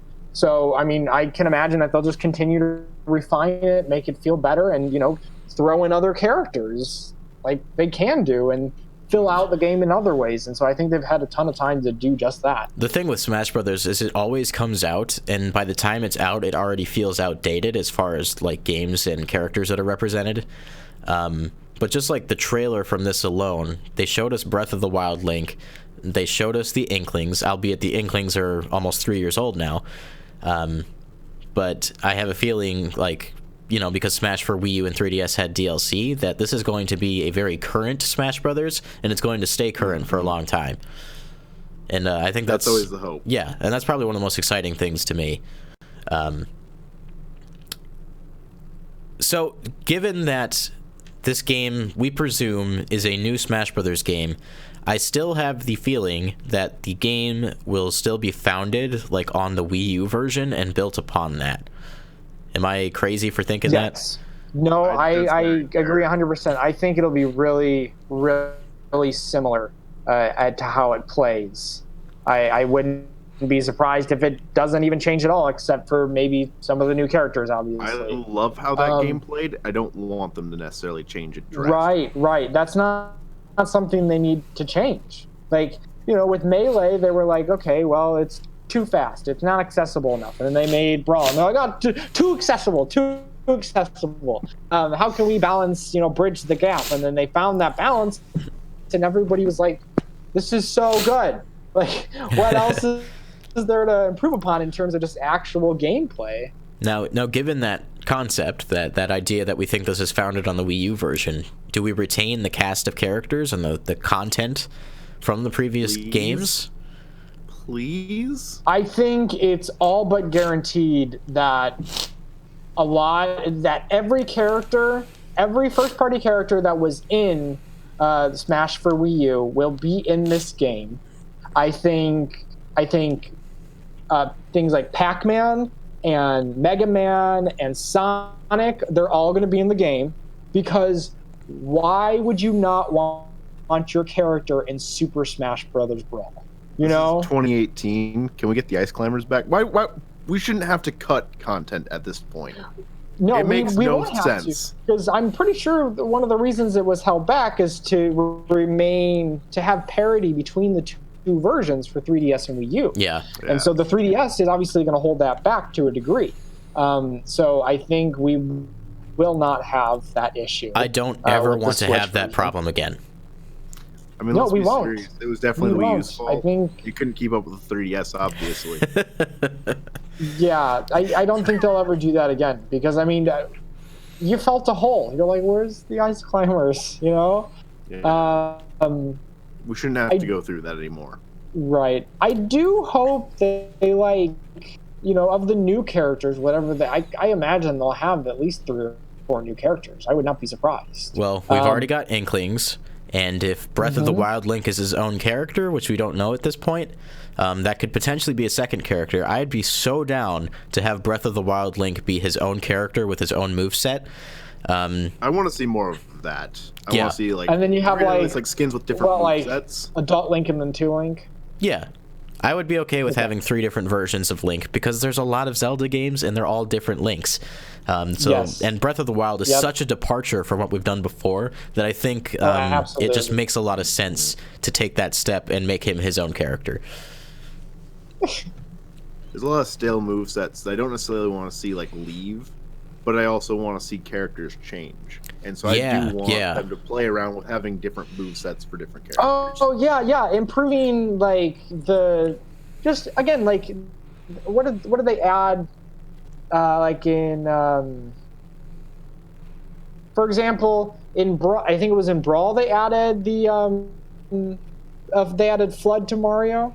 Yeah. Yeah. So things like that. I heard that maybe you should give Luigi friggin' Poltergust. Oh yeah. Give him one of those and have him suck up ghosts and make him more unique. Swap out Flood for Cappy. Yes. Oh my God. Yes. Or swap out the cape. The cape. I mean, yeah. I guess it's kind of iconic, but like, I mean, you can replace something that Cappy would work really well with. Or design a new Change up Mario. Mario. A new Mario that uses Cappy as the central piece of his moveset. You could have I'd like be down with classic that. Mario. And then Cappy Mario. I'm not against having multiple versions of the same character if that means we can get different movesets that reflect different iterations of that character. Can we get like multiple Ganons for once, so we can actually use his sword?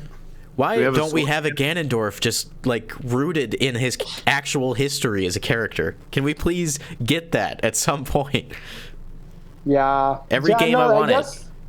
I guess those are the questions you need to ask. Is like, what can we do with this series now?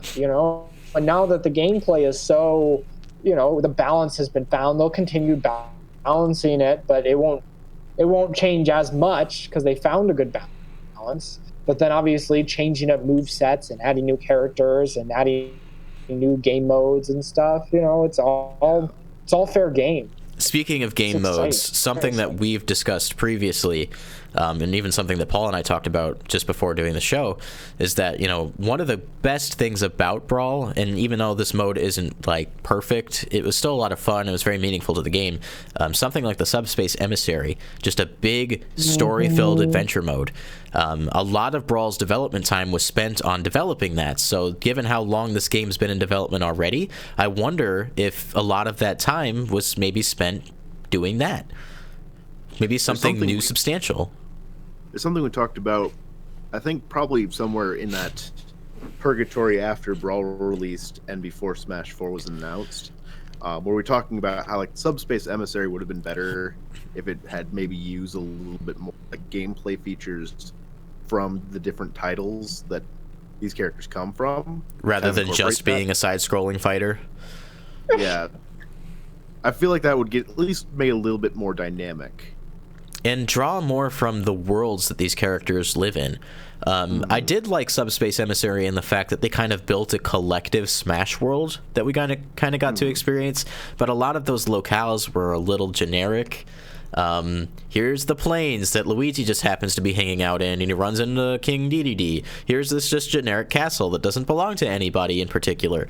Why don't we go to Bowser's castle? Why don't we go to Dreamland? We should be going to these different locales like they kind of did in Melee. Take advantage of the rich history and rich worlds that we already have available to us, and kind of build the story around that. And maybe make the story a little more digestible this time. Something we were talking about earlier too is voice acting. Yeah, there's a lot of more characters that now have voice that might not have the last iteration. Is this something that they should actually play around with, giving certain characters that have voices and then other characters that are just kind of silent? I did like in Subspace Emissary how you had those like very silent interactions that just had a lot of personality from the characters. I feel like it'd be nice to balance it with some voice acting. Yeah, we kind of get there's a couple character arcs in Subspace Emissary which are really cool, because that entire thing, like Paul said, is completely silent, so we're experiencing this without any kind of exposition.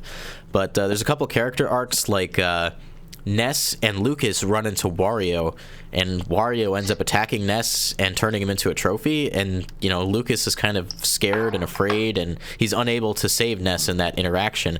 So Lucas ends up running away, and he eventually meets Pokemon Trainer, who's this really confident guy. He's capturing Pokemon, and he's kind of befriending Lucas, and Lucas is learning from him, learning how to be confident and to help other people. And eventually it culminates in Lucas saving Pokemon Trainer in this battle against one of the bigger boss enemies later on in the game. And you have lots of those little interactions and story arcs in Subspace Emissary that really made it a worthwhile experience. So if we can expand upon that a little bit, add some exposition, use some voice acting, I think we'd be in for a really neat experience. Yeah, I'm absurdly excited about this, and the fact that it's less than a year away is like even more exciting. We should probably talk about that. They announced it for 2018. We've heard this before. We've heard this many a times. I used in my old bedroom in my parents' house, I had a poster on the wall. It was Smash Calendar 2007. That was the year Brawl was supposed to come out. Well, guess what didn't come out in 2007? It came out in 2008 instead. But, Subspace Emissary had a lot to do with that, as it turns out. Because of that, I'm pretty confident. I think this is coming out in 2018. And the other reason I want to say that is because Switch Online launches in September. Yeah. Yep. Yeah. No, I think they got their timetables right. I think they've gotten better at this kind of thing. Yeah. They're like, okay, let's really pace ourselves and not rush ourselves and get these things out. And when we say they're coming out, they will be out, with minimal delays. We gave ourselves enough time. There's a good chance this is a fairly late announcement as far as projects are concerned. This game is probably, like we said, have been in the works for several years now.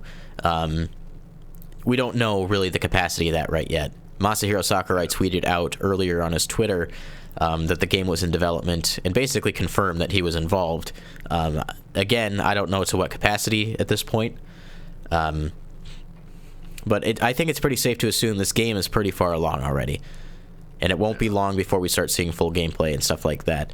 I am actually under the impression right now that Switch Online was delayed because of Smash Brothers. Like, Switch Online was going to be ready, and there was not going to be like a big game or good experience to kind of launch with it. And now Smash is coming out, and they're like, maybe we should delay Switch Online and launch it alongside this and make that a more worthwhile purchase for the consumer. With that in mind, I hope Switch Online launches specifically on the 14th of September alongside Super Smash Brothers. That's not a very important date. Just ignore it. Nothing happens on that day. It's the day I want it. Yeah, you don't age or anything on that day. No, nothing not specific. A birthday. No, definitely not. So are we all in That agreement? would be a hell of a birthday present, though. Are we all in agreement then that Smash is probably 2018? I think so. Yeah, I'm pretty confident. They said 2018, and I believe them. They have not confirmed responding to the chat, they've not confirmed if this is a deluxe edition or a brand new game, but if you listen back just a few minutes, we are completely convinced that this is a new game that is based on the Wii U version. It's got a brand new logo, and the Wii U version finished development years ago at this point, so this is probably a new game.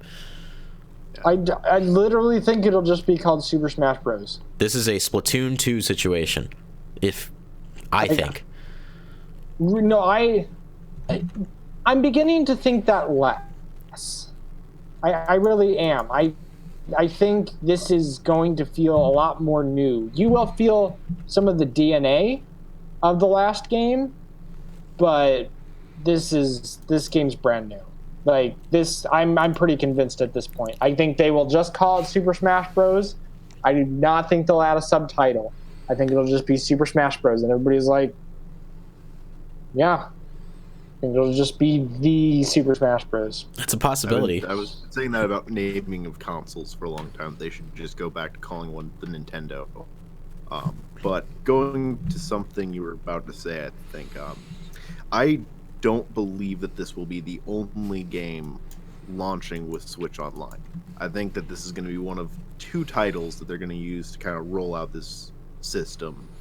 At least I hope. And that one will probably cater more to a casual experience. Yeah. I'm going to guess they're Yeah, like an trying open world for F-Zero. multiple Animal Crossing.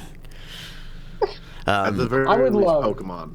Joe in the chat Love is saying Animal that he's Crossing. completely convinced otherwise. I'm assuming to the fact that this is not a new game. If you can clarify that in the chat, that'd be cool. Want to get some insight from you. Otherwise, we're pretty convinced that this is a new game for the most part. Did someone just say F-Zero? Says someone in the chat. Yeah, I did.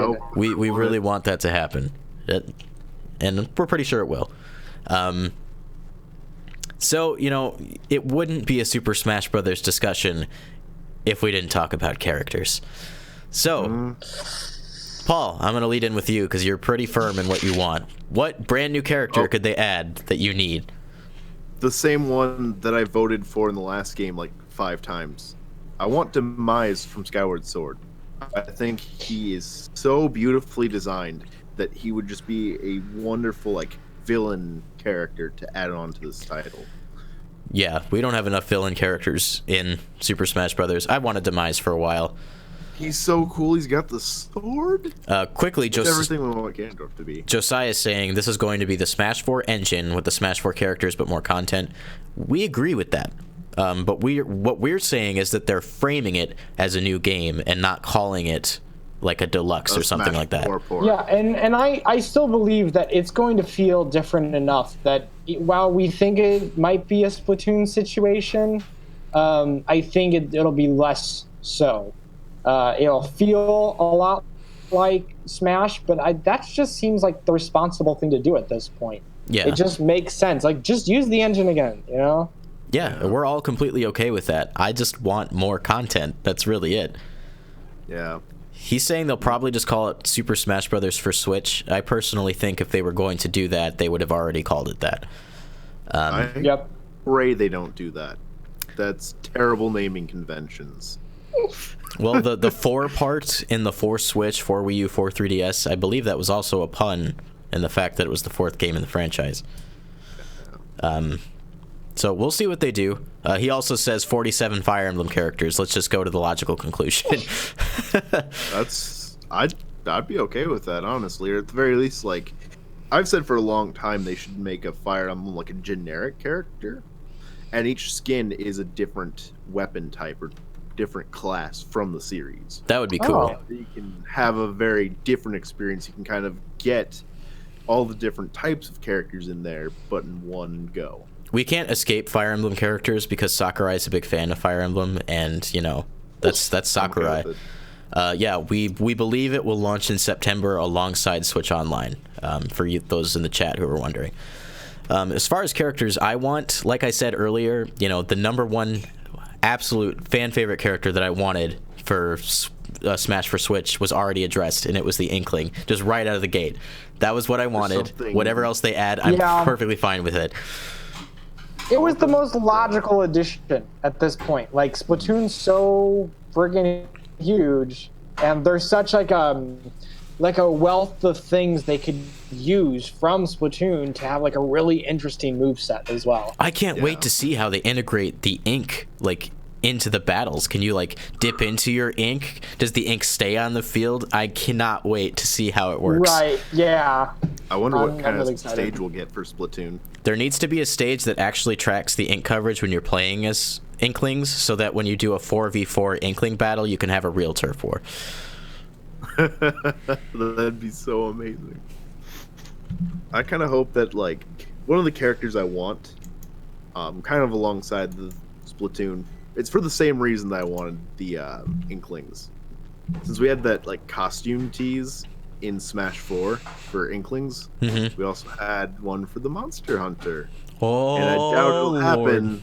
But if we could get Monster Hunter as a playable character finally, I would be so happy. Boy, if we get a Monster Hunter in Smash Brothers, I'll be set for life. Oh yeah. Yeah. Oh my gosh. Think about like all the different costumes. It's like different armor sets and stuff like that. That's already like a big possibility, even with the Inkling. Like just in the trailer alone, we saw 2 costumes for Inkling. We saw a boy and girl, and there will probably be variants for each. And maybe because of the Hunter. Go ahead, Paul. I could see with the Hunter doing the same thing that I said with Fire Emblem, is you have like different skins with different weapons and different move sets, so you can kind of embody everything these characters are. That would be wonderful. What if that's something they did? Maybe cosmetics is going to play a huge role. It does in a lot of other online multiplayer games. Like, what happens if you're like unlocking cosmetic things, you know, through just playing a certain number of matches? And then all of a sudden, like, your Link doesn't have to look like Breath of the Wild Link, or maybe he can wear all these different other costume pieces from Breath of the Wild. That'd be a great unlockable incentive. You know, Smash is known for its crazy amount of unlockables. We had the custom moves from Smash for Wii U, and obviously the trophies. And then in Brawl, they introduced the music CDs as well as the stickers. And then obviously we have trophies. But if they did like unlockable costume parts, that'd be awesome. Yeah. So I mean, imagine just having like some presets and then like some custom sets as well that you can just scan through when, you know, you're playing any game. I'd be 150% down for that. One thing from Smash for Wii U that I'd like them to change, actually, is you know, Smash for Wii U and 3DS introduced the custom move sets, but you had to unlock them, and you had to unlock them by playing Smash Run in those tertiary modes. But if you unlocked a move for a character, there was a possibility that you could get that exact same move again, which made it really hard to unlock the custom moves. I never finished unlocking custom moves in either game. So what I want is custom moves to just be unlocked. I don't want to unlock them. It takes way too much time. In the case of the tournament scene, they kind of had to ignore custom moves altogether because there was no guarantee that every Wii U in the house would have all the custom moves unlocked. Right. So this is definitely something we need to work on. I would even be okay with unlocking them as like a reward, maybe for like playing the you know, the traditional adventure mode, or classic mode. Like if I play classic mode and I unlock the custom moves, I'd be okay with that because I'm gonna do that with every character regardless. Yeah, that's a lot more feasible than just unlocking them at random. You know, let's kind of keep going on this train. What are things from Smash Brothers from 3DS and Wii U that you would like them to change as we go into the next game? Change. Well, obviously, I want a more substantial single player. Yeah, we've talked about that. Yeah, I'd want them to put it on Switch. It's a good idea, Paul. Wow, they're already answering like all of our questions. Whoa. What about Smash Run? I don't know. Smash Run on 3DS, I think, could really use a makeover. Because if you know, it was only on 3DS, so obviously we didn't get a lot of playtime out of it. It wasn't online; it was local only, and there was another issue: it's like City Trial Mode from Kirby Air Ride. However, you could not interact with the other players during the Smash Run portion of the mode. So I want them to bring that back, but allow us to see each other and mess with each other and interact with each other in the actual Smash Run portion, because I think I'd get a lot more life out of that mode with that as an addition. Right. Actually, I do got something. What was the Wii U equivalent of that mode? Smash Tour. Let's not do that. Yeah, I could live without that. That's all I got. Josiah's saying, are they going to make more GameCube controllers? Of course they are. Yeah, they're going to manufacture them again. If they don't, if we don't see a Switch branded GameCube adapter and a bunch of new GameCube controllers, I'd be surprised. The Wii U adapters already work on Switch, so if you have one, theoretically you should be already set. But definitely release some more controllers. One thing actually, Paul, from Smash Tour that was kind of great, if you remember, is you had to collect characters and add them to your team before time ran out, or before you ran out of turns, and then you would face off in a match where you would have to use all of those characters and score the most stocks or score the most points. I want to see that become its own mode. I want to be able to select like 5 or 6 different characters and then use them as individual stocks.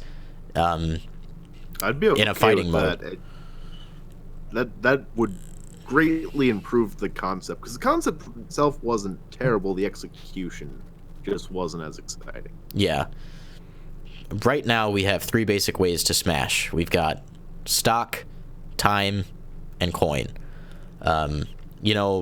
If you guys remember Project M, they added that mode pretty close to when they officially shut down, called All-Star Smash, which did exactly what I described and allowed you to play individual stocks as different characters. So why don't we just make that a 4th standard Smash mode? I'd be okay with that. I think that'd be a great addition. Obviously bring 8-player Smash back, because that was great, if not hectic, but that was the fun of it all. Oh yeah.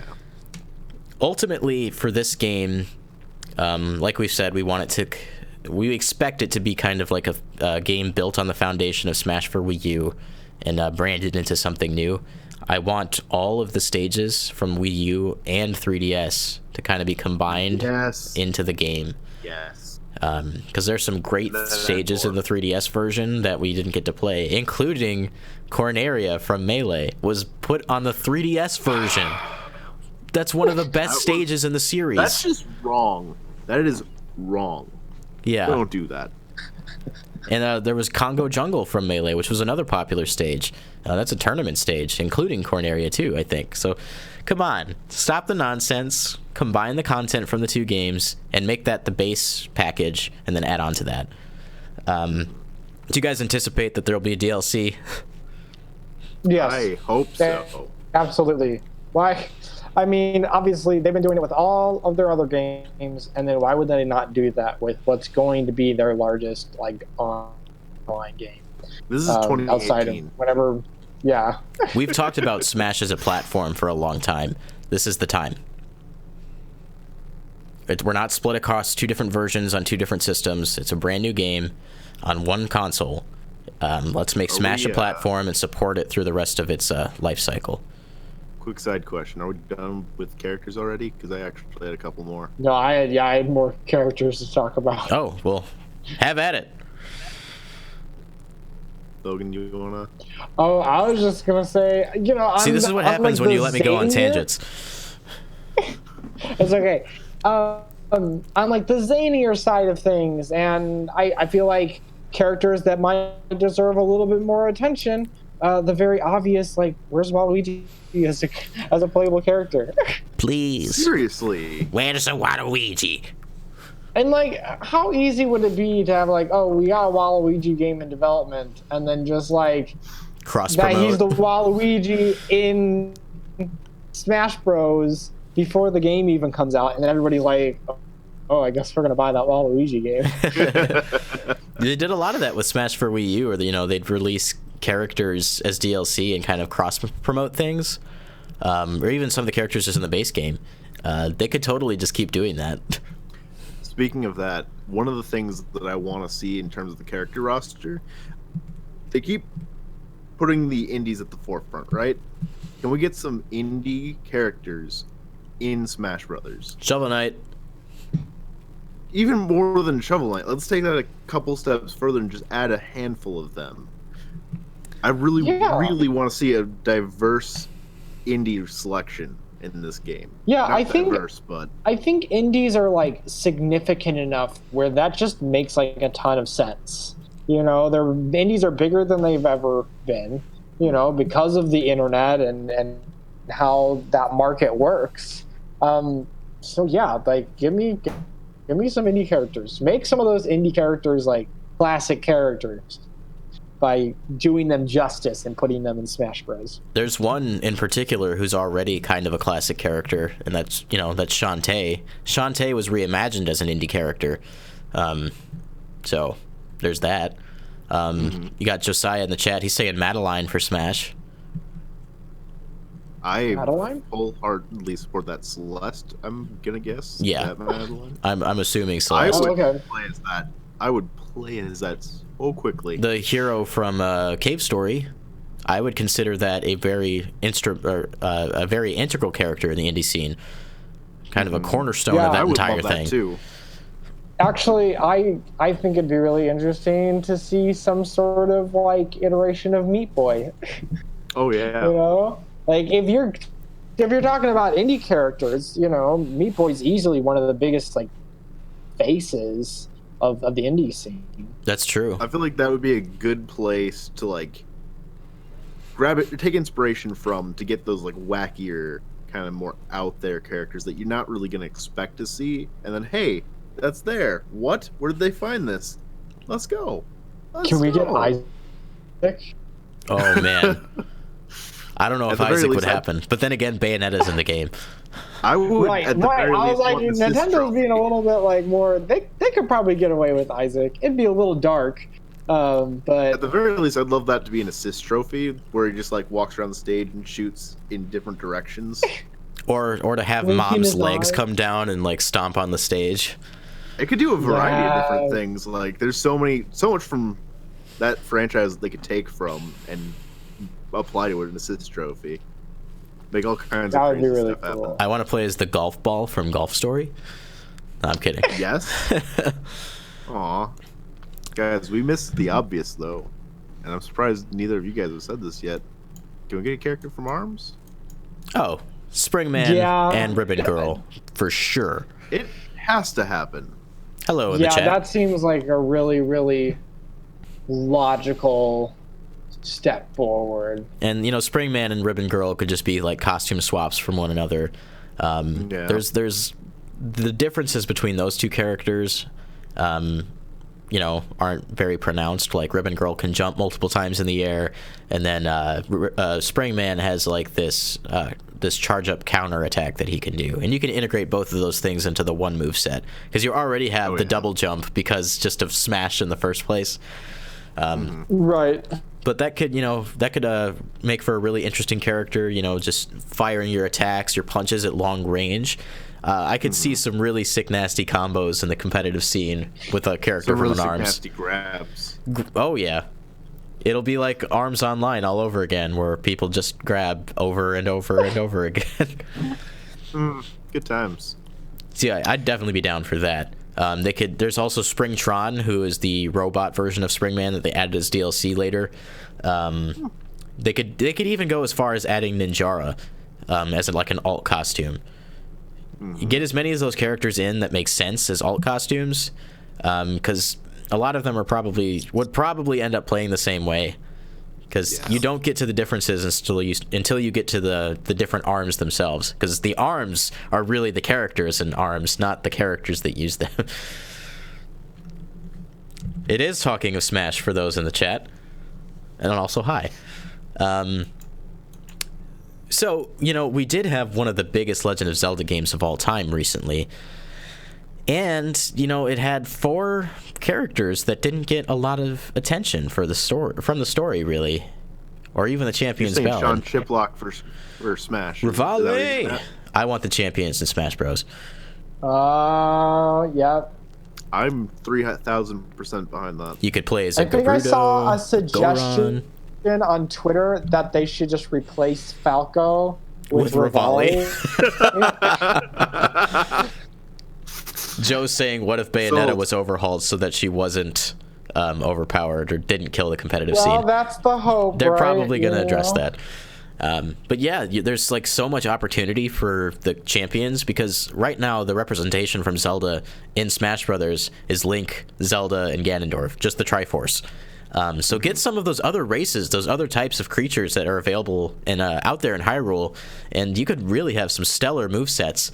I can imagine using Mipha and having an entire like water-based and spear-based moveset. That'd be awesome.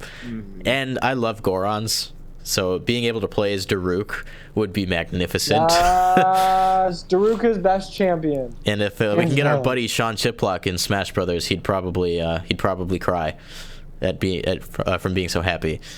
That'd be pretty cool. We love you, Sean.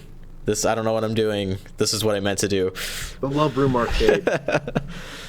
There's two franchises that I want to see get more representation in Smash Brothers 2. One of them, I know, like, a lot of people want this character in Smash Brothers, and they've been saying it for a long time. Can we get some Ridley? Can we finally get Ridley in there? But Ridley's too big. Andre Seegers from Game Explain on his Twitter, either earlier today or yesterday, he posted. I saw that. He posted a picture saying that Ridley is the only character in Smash Brothers who's appeared in every game, but it's not playable. Right.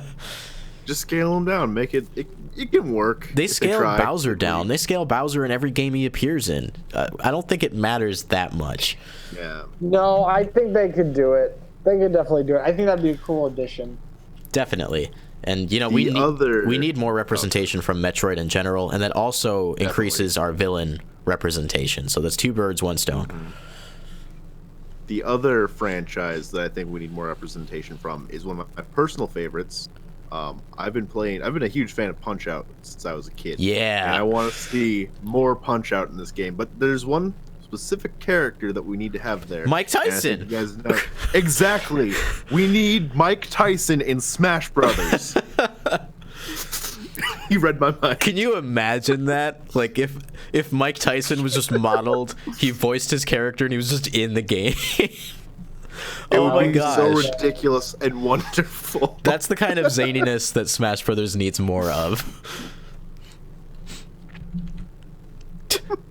They scale Wario down after all. He's 10 feet tall, says Steve in the chat. Steve knows. I think it would also be cool if we got some more characters from Donkey Kong.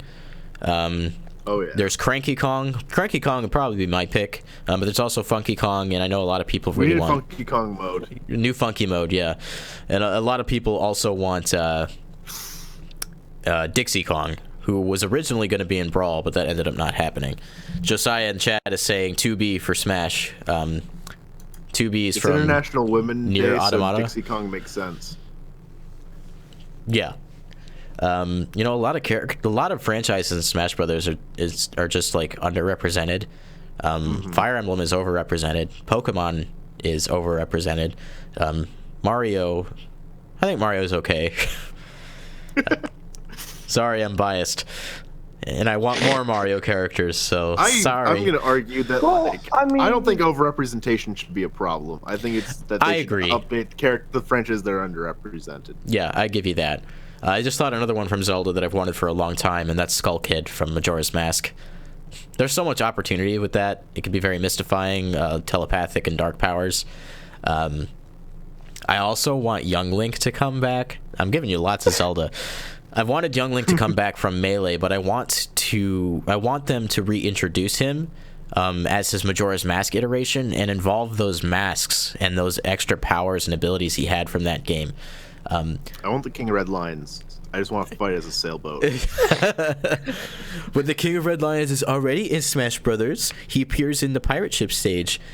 But he's not playable. And when the King of Red Lions is joining the battle, Gonzo takes over the boat. You just get a model of Gonzo with his head as the head of the boat. Logan, are there any characters... You haven't really spoken up on characters you want. What do you want? I don't know. I feel like I've thought about this a lot, beforehand, but now that it's like in my face, I'm not terribly sure.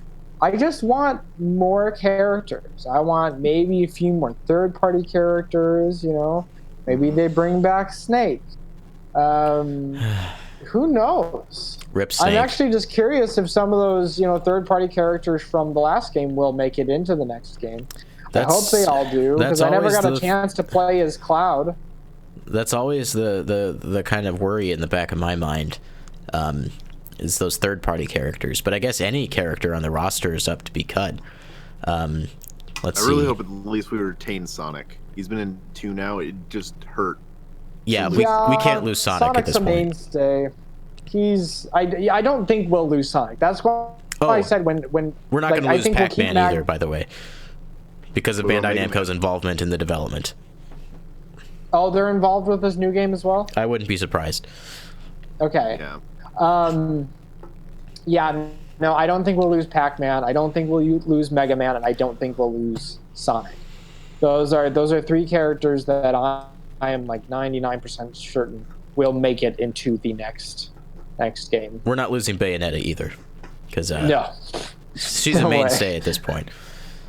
She's hardly third party. It feels like she's not third party at this point. They should do another. Bayonetta got added through that voting system that they did. They need to do that again. Oh yeah. That would be fantastic. Another great way to add more characters. Yeah, come to think of it, there's not a lot of other characters I can really think of. F-Zero doesn't have a lot of representation, and there's Samurai Goro, who's his rival. Blood Falcon is already available as an alternate costume in a way, but there's Black Shadow. We don't have Black Shadow in there, and he's we could just get a new F-Zero game with a bunch of rich characters and a bunch of different attacks and stuff that we can draw from, so we can add more characters in the Smash Bros. It's common sense. Cross promote. Make a new F-Zero game so we can add more characters in Smash Bros. And the equation makes sense. I have a big soft spot for Star Fox in my heart, and it really hurts me that the entire team's not there. But I just had. Sorry. Okay, go ahead. I can see it in your face. The thing is, though, is I don't know how they would make them all unique. Alternate costumes. What were you gonna say, Logan? Tell me. I don't know. I was just thinking. I was like, I haven't really explored a lot of the other smaller first-party games that have come in recent years. I mean, heck, we could even get an alternative Animal Crossing character. Obviously, we got the villager in this last game, so why not another Animal Crossing? How funny would it be to play as Rossetti? How funny would it be? That'd be awesome, actually. Yeah, so, there's so much they can draw from. So much they can draw from. All of it.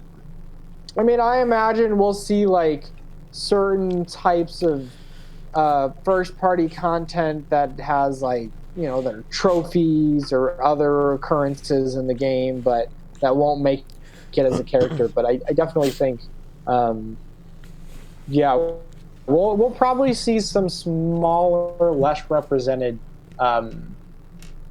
franchises kind of get a boost, and so it'll be really easy. Maybe we get friggin' Travis.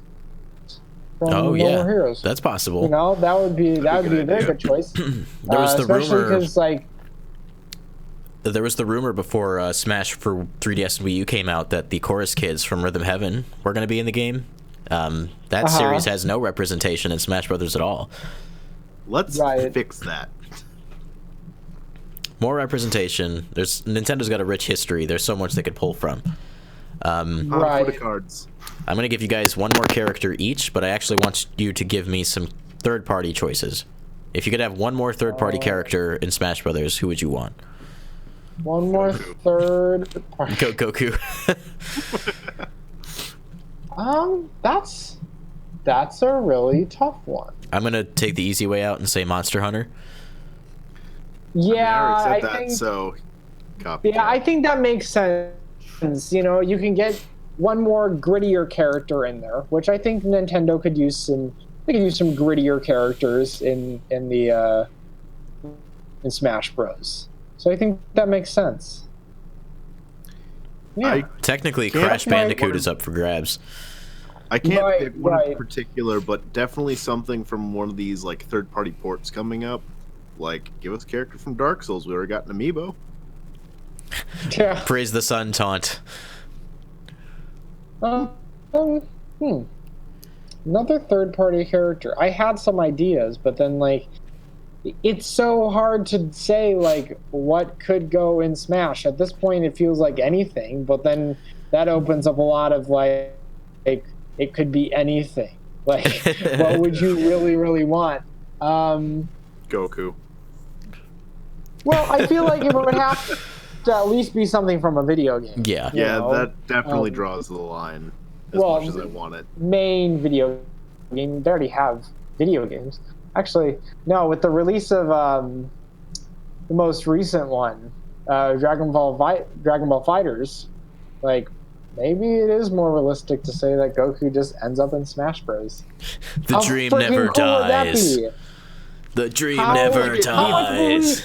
We'd freak out all over again if Goku was in Smash Bros. Yeah. I'd probably pee my pants. That's a fever dream. I don't even want to like hype myself up. I feel like the difference there is that like the source material that he comes from, his origin isn't from a video game, and so to a degree, it does kind of cross the line. Yeah, it does.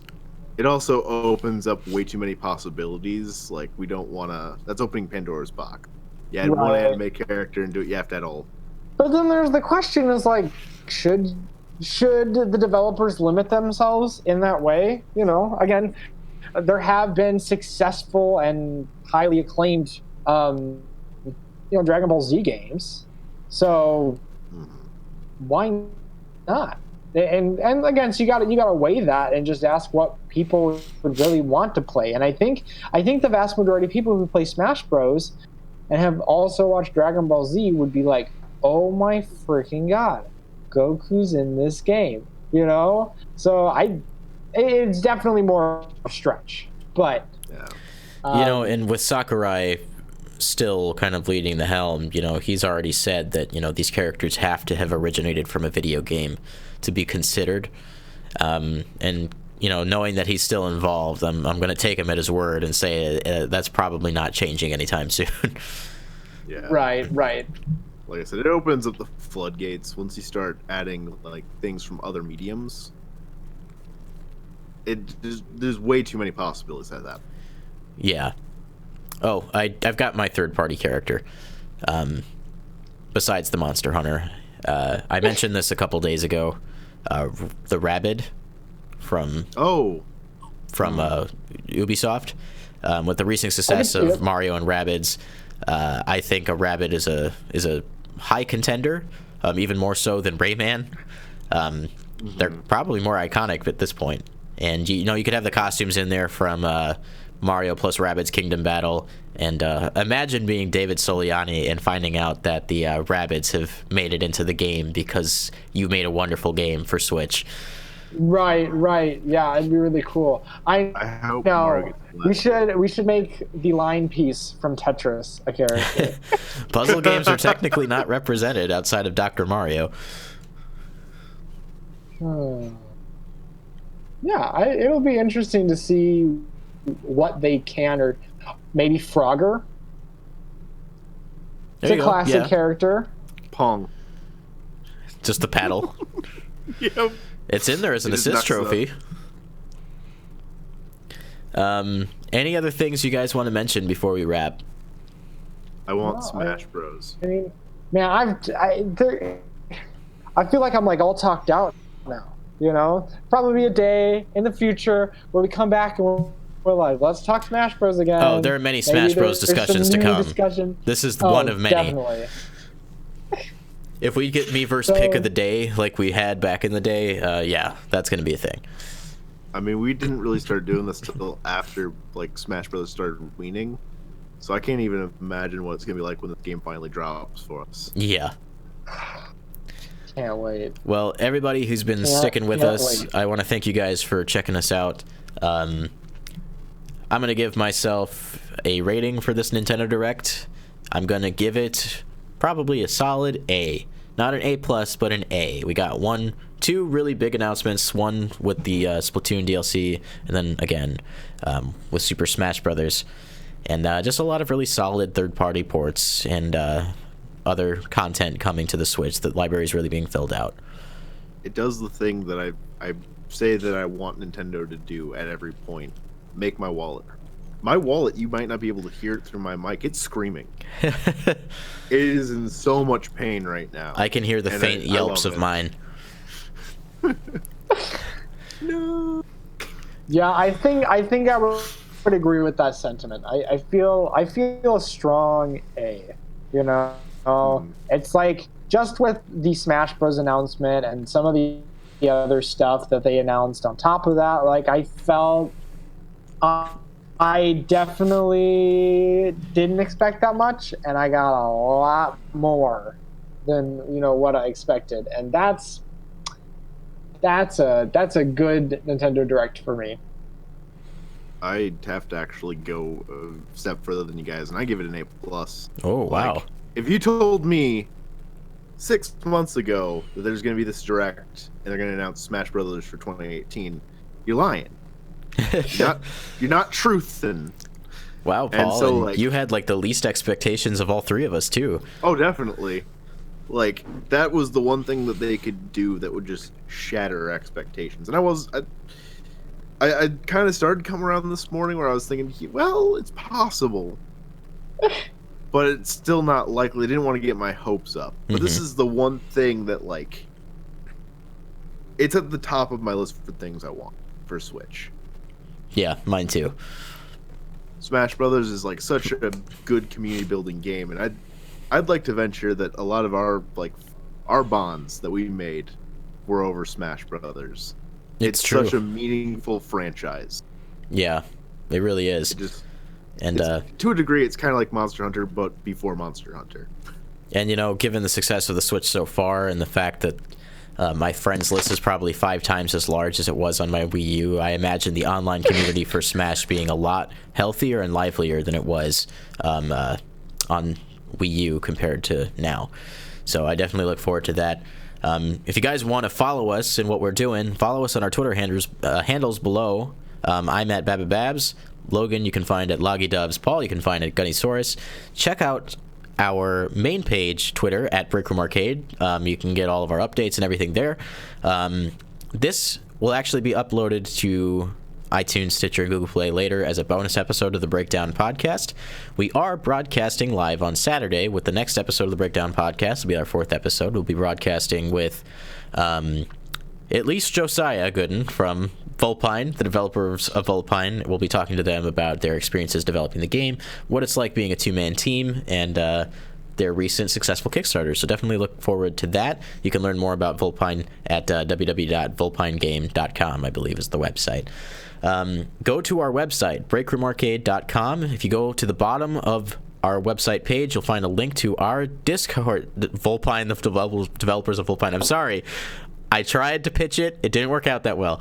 At the bottom of our website page, you'll find a link to our Discord server for the Breakroom Arcade. Join the Discord server. You can get involved in the conversation with us. You can ask us questions. And really, we just want it to be a place for the fans to hang out and get a chance to talk with us live.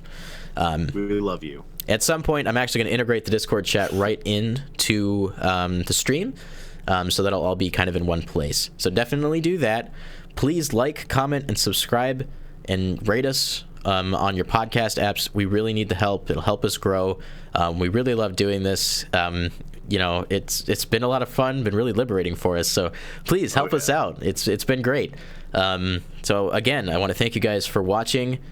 Check us out Saturday for the next episode of the Breakdown Podcast, and look out on the channel for some reviews coming your way. With that in mind, don't break your backs, break in the games, but for now, break time's over. We'll see you next time.